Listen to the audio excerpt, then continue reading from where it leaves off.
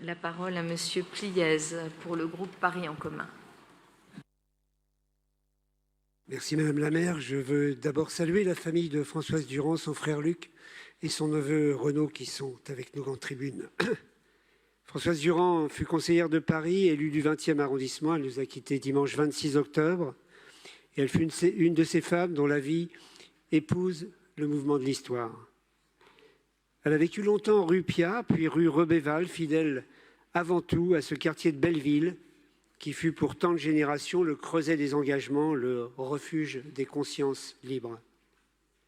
Professeure au lycée Voltaire, elle y a transmis avec la rigueur de l'esprit républicain ce goût des Lumières qui éclaire encore notre chemin collectif.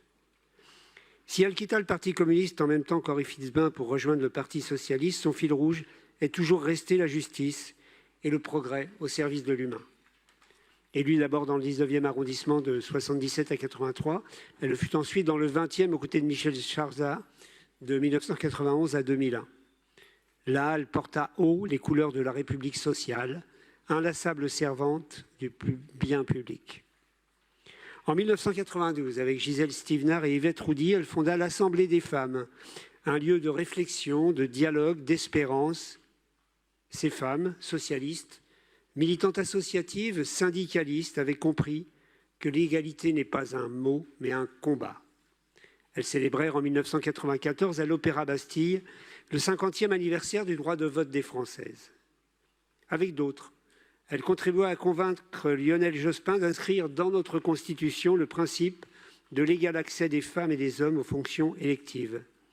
C'est là, évidemment, une conquête majeure de notre République. Elle y a pris toute sa part. Plus tard encore, elle fit entrer le buste d'Olympe de Gouges à l'Assemblée nationale, un geste de mémoire, un acte de foi dans la continuité de la lutte des femmes pour la liberté et l'égalité. Alors aujourd'hui, je veux saluer une vie tout entière vouée à la dignité humaine. Françoise Durand n'a jamais cherché les honneurs, elle a préféré l'action, la pédagogie, la sororité. Merci.